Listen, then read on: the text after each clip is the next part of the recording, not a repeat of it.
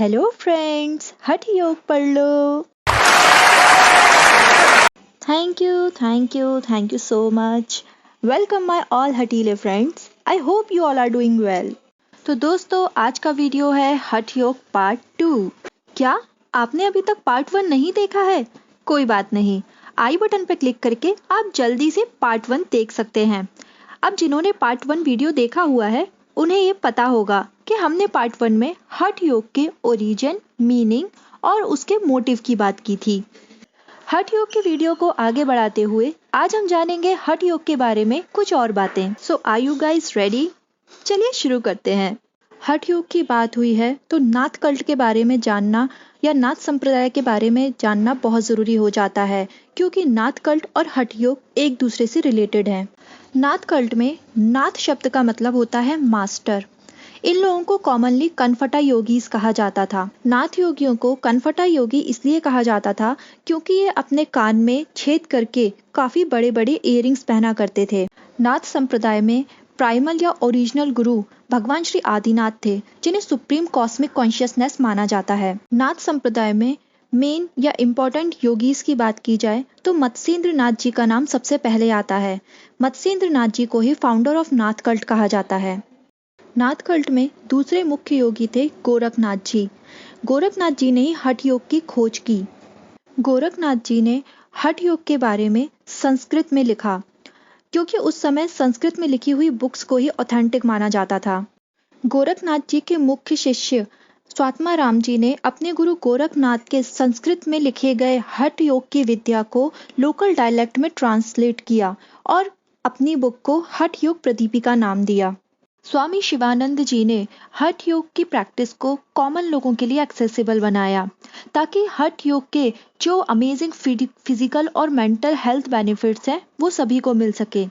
स्वामी शिवानंद जी ने योग के कुछ सिंपल आसनास के सीक्वेंस को सिखाया, जिन्हें हम कॉमनली ऋषिकेश सीक्वेंस कहते हैं।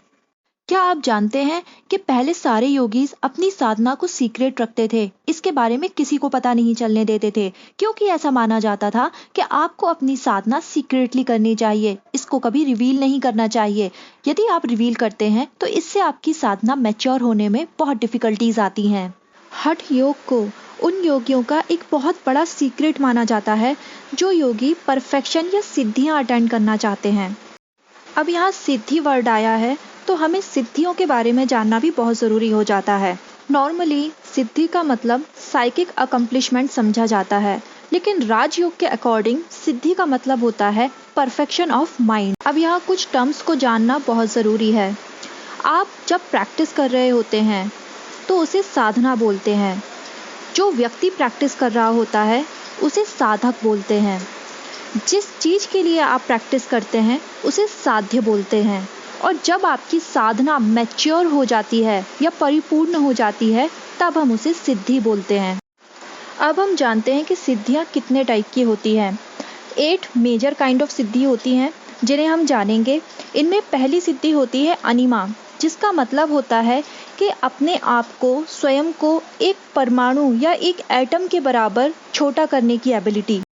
दूसरी सिद्धि है लघिमा, जिसका मतलब होता है खुद को वेटलेस करने की एबिलिटी। तीसरी सिद्धि है महिमा, जिसका अर्थ होता है खुद को यूनिवर्स के जितना बड़ा करने की एबिलिटी। चौथी सिद्धि है गरिमा, जिसका मतलब होता है खुद को हैवी करने की एबिलिटी। पांचवी सिद्धि है प्राप्ति, जिसका मतलब होता है कि ability to reach any place, आप जब चाहें जहां चाहें पहुंच पाएं। सिक्स्थ सिद्धि है प्रकम्य, खुद को पानी के अंदर रखने और बॉडी को मेंटेन करने की एबिलिटी प्रकम्य के अंदर आती है। इसके बाद सातवीं सिद्धि आती है वशित्व की, जिसके थ्रू आप किसी भी ऑर्गेनिक या इनऑर्गेनिक ऑब्जेक्ट को कंट्रोल कर सकते हैं। इसके बाद लास्ट और 8th सिद्धि होती है ईशत्व की। ईशत्व का मतलब है आप अपनी इच्छा के अनुसार किसी भी चीज को क्रिएट कर सकते हैं और डिस्ट्रॉय कर सकते हैं। Thanks for watching my video अच्छा लगा है तो लाइक कीजिए, शेयर कीजिए, और हठ योग पार्ट 3 भी देखना है ना तो फटाफट चैनल को सब्सक्राइब कर लीजिए।